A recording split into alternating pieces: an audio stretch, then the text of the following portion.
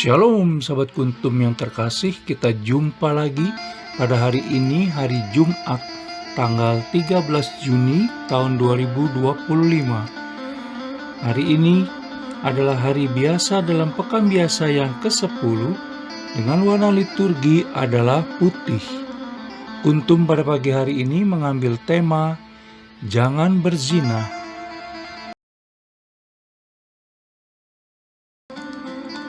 Struktur bacaan kita pada pagi hari ini terdiri dari bacaan pertama yang diambil dari surat Paulus yang kedua kepada jemaat di Korintus 4 ayat 7 sampai dengan 15, Mazmur tanggapan diambil dari kitab Mazmur 116 ayat 10 sampai dengan 11 dan ayat 15 sampai dengan 18. Bait pengantar Injil diambil dari surat Paulus kepada jemaat di Filipi 2 ayat 15 sampai dengan 16. Dan bacaan Injil pada pagi hari ini diambil dari Injil Matius 5 ayat 27 sampai dengan 32.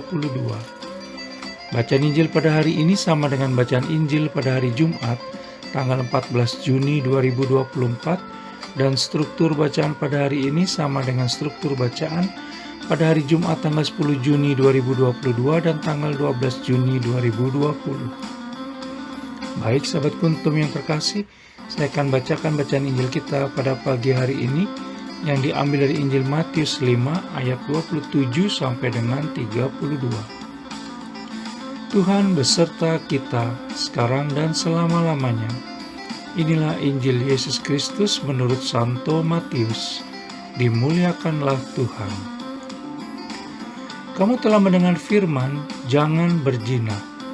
Tetapi aku berkata kepadamu, setiap orang yang memandang perempuan serta menginginkannya sudah berzina dengan dia di dalam hatinya.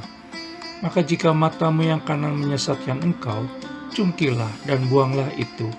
Karena lebih baik bagimu jika satu dari anggota tubuhmu binasa daripada tubuhmu dengan utuh dicampakkan ke dalam neraka. Dan jika tanganmu yang kanan menyesatkan engkau, penggalah dan buanglah itu. Karena lebih baik bagimu jika satu dari anggota tubuhmu binasa daripada tubuhmu dengan utuh masuk neraka. Telah difirmankan juga, siapa yang menceraikan istrinya harus memberi surat cerai kepadanya. Tetapi aku berkata kepadamu, setiap orang yang menceraikan istrinya, kecuali karena zina, ia menjadikan istrinya berzina.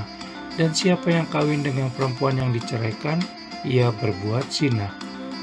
Demikianlah sabda Tuhan, terpujilah Kristus.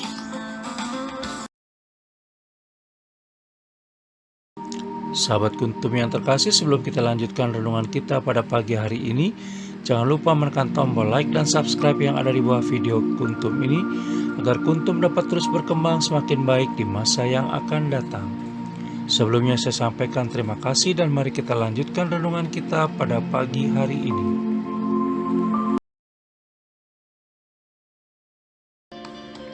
Sahabat kuntum yang terkasih, bacaan Injil pada hari ini yang diambil dari Injil Matius 5 ayat 27 sampai dengan 32 merupakan bagian dari Injil Matius 5 ayat 17 sampai dengan 48. Yesus dan hukum Taurat. Apa yang disampaikan dalam bacaan Injil pada hari ini menurut penulis sebetulnya bukan sesuatu yang baru atau benar-benar baru, karena Ayub dari dahulu sudah menyadari betapa pentingnya menjaga mata dan hati, juga tangan serta kaki, supaya tidak jatuh ke dalam perzinahan. Ayub bahkan sudah menentukan batas pandangannya. Kita bisa baca dalam kitab Ayub 31 ayat 1. Dan menyadari bahwa hati bisa mengikuti pandangan. Kita bisa baca dalam kitab Ayub 31 ayat 7. Sehingga pada akhirnya hati yang tercemar itu akan menghasilkan perbuatan yang najis pula. Kita bisa baca dalam kitab Ayub 31 ayat 9 sampai dengan 11. Pandangan Yesus Kristus dalam bacaan Injil pada hari ini lebih radikal lagi, di mana setiap orang yang memandang perempuan lalu menginginkannya sudah berzina dengan dia di dalam hatinya. Kita bisa baca dalam Injil Matius 5 ayat 28. Itu berarti kita semua sesungguhnya punya potensi untuk melakukan zina jika kita tidak bijaksana dalam mengolah pikiran dan budi yang kita miliki saat ini. Di dalam Injil Matius 5 ayat 27, Yesus Kristus hanya mengatakan jangan berzina. Tidak ada tambahan apapun.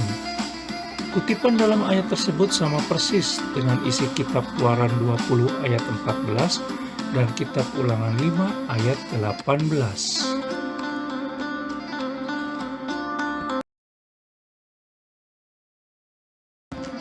Sahabat Kuntum yang terkasih, sama seperti larangan untuk membunuh di Injil Matius 5 ayat 21 sampai dengan 26, Yesus Kristus dalam bacaan Injil pada hari ini juga lebih menyoroti esensi dari suatu tindakan. Bukan apa yang terlihat saja, melainkan apa yang tidak terlihat pula. Bagi Yesus Kristus yang mesti dikendalikan dan diperhatikan adalah pikiran, hati, dan budi kita sendiri. Sebab semua yang keluar dari dalam diri bermula pada keinginan dan kehendak yang lahir dari pikiran, hati, dan budi.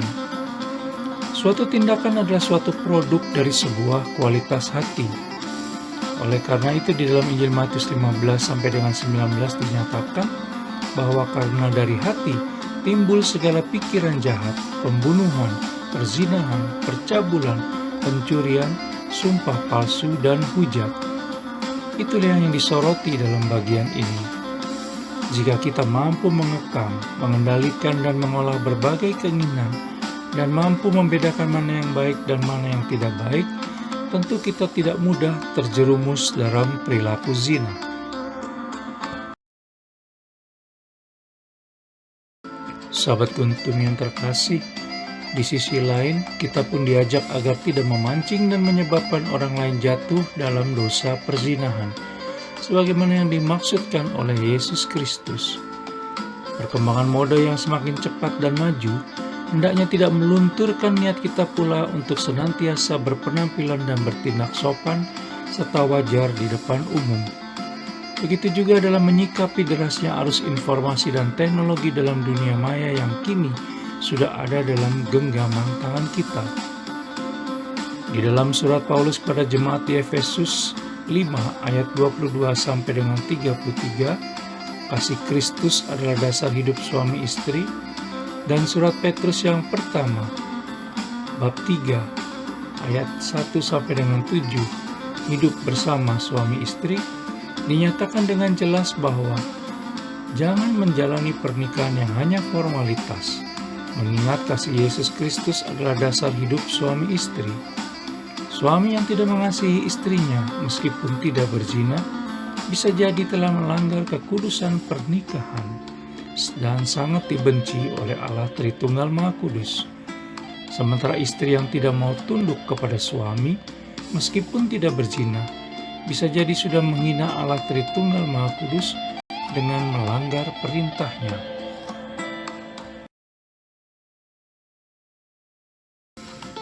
Sahabat Kuntum yang terkasih, pernikahan yang mengabaikan kehangatan kasih, keintiman, dan kedekatan yang terus dipelihara adalah pernikahan yang tidak akan mempermuliakan nama Allah Tritunggal Maha Kudus dan menyengsarakan pasangannya. Oleh karena itu, mari kita mohon rahmat Allah Tritunggal Maha Kudus agar merahmati kita dengan roh-Nya yang kudus, agar kita sanggup menjaga kekudusan dan kesucian jiwa serta raga kita. Ingatlah Injil Matius 5 ayat 29 sampai dengan 30 dan Injil Matius 18 ayat 8 sampai dengan 9, di mana lebih baik masuk ke dalam surga sambil meraba-raba dalam kebutaan daripada berlari kencang dengan mata terbuka menuju neraka. Lebih baik berjalan sempoyongan tanpa lengan menuju ke surga daripada berjalan tegap dengan penuh keseimbangan menuju neraka. Dan lebih baik masuk ke dalam surga sambil tertatih-tatih karena timpang daripada melompat tinggi dengan dua kaki menuju neraka.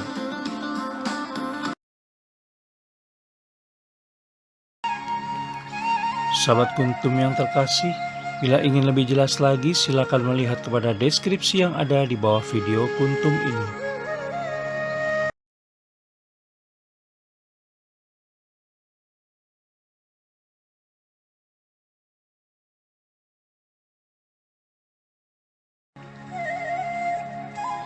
Terima kasih, selamat pagi, dan shalom.